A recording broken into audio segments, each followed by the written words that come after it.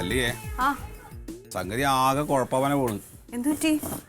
അതേ പരീക്കുട്ടറെ വീടിന്റെ current bill വന്നു. എത്രയാണ്?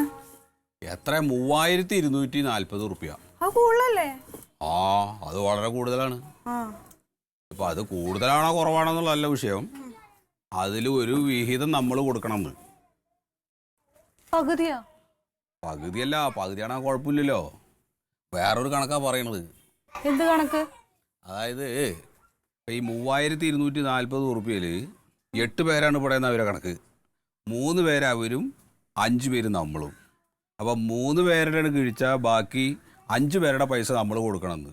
ആ കണക്കിൽ 2025 റുപ്യ നമ്മൾ കൊടുക്കണം. എന്ത് പൊട്ട കണക്കാണിത്?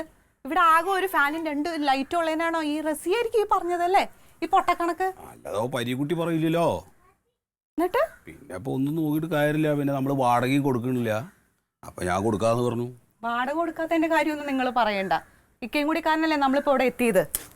ഇപ്പൊ അതൊന്നും പറഞ്ഞിട്ട് കാര്യമില്ലല്ലോ. എന്തേലും ആവട്ടെ, ഞാൻ ആ പൈസ കൊടുക്കാന്ന് പറഞ്ഞു. പിന്നെ സ്വല്ലെടുത്ത് ഒഴിഞ്ഞു പോട്ട്. നിങ്ങൾ കുടിച്ചിട്ടുണ്ടോ? നിങ്ങൾ കുടിച്ചിട്ടുണ്ട്. അതാണ് നിങ്ങൾ ഇത്ര ഉറപ്പ് കൊടുത്തത്. എവിടെ നിന്ന് എടുത്ത് കൊടുക്കാനാണ്? എങ്ങനെയും കൊടുക്കണം, അല്ലാണ്ട് എങ്ങനെ? കൊടുത്തോ?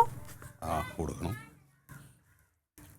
എന്ത് പൊട്ട കണക്കാണിത്? അതാ ഈ റസിയ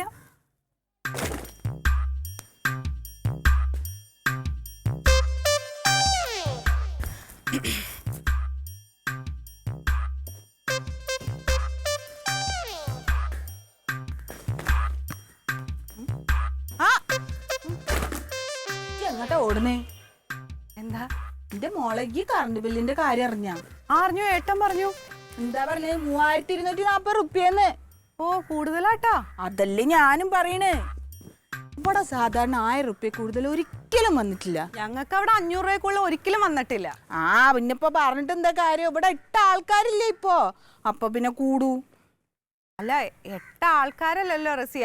ഇവിടെ ആവുമ്പോ എന്തോരം ഇലക്ട്രിക് ഉപകരണങ്ങളാണ്. ഇവിടെ വാഷിംഗ് മെഷീൻ ഉണ്ട്, ഫ്രിഡ്ജ് ഉണ്ട്, മിക്സി ഉണ്ട്, അല്ലേ?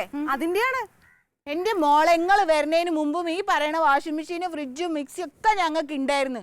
അന്ന് 1000 റുപ്യ കൂടിയിട്ടില്ലല്ലോ. അല്ല അത് ഈ പറയ്. അന്ന് 1000 റുപ്യ കൂടാത്ത ബില്ല് നിങ്ങൾ 5 ആളിങ്ങോട്ട് വന്നപ്പോ എങ്ങനെ 3000 റുപ്യ കഴിഞ്ഞു? അങ്ങനെ കഴിഞ്ഞു റസിയ. അതിന് അവിടെ ഒരു ഫാനും 2 ലൈറ്റില്ലേ ഉള്ളൂ. അത് ഇപ്പൊ എത്ര നേരം ഇട്ട എന്ത് കൂടാനാണ്? ഈ ഫാനിന്റെ ലൈറ്റിന്റെ കഥയൊന്നും പറയണ്ട. ഞാൻ വാസേട്ടനോട് പറഞ്ഞിട്ടുണ്ട്.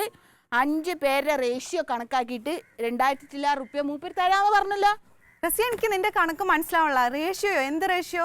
റേഷ്യോ ഒക്കെ ഞാൻ മൂപ്പരെ പഠിപ്പിച്ചിട്ടുണ്ട്. ഇജ്ജി ഒരു കാര്യം ചെയ്താൽ മതി, മൂപ്പരൊന്ന് ഓർമ്മിപ്പിക്കണം. അറിയാലോ, എൻ്റെ ഇക്കാക്കും എൻ്റെ മൂപ്പർക്ക് ഒരു ഓർമ്മയില്ല. ഇനി അതിനും കൂടെ ഫൈൻ അടക്കേണ്ടി വരും. അതാണ്. എനിക്ക് നിന്റെ കണക്ക് ഒട്ടും മനസ്സിലാവണില്ല കേട്ടോ. കണക്ക് മനസ്സിലാവാനിപ്പോ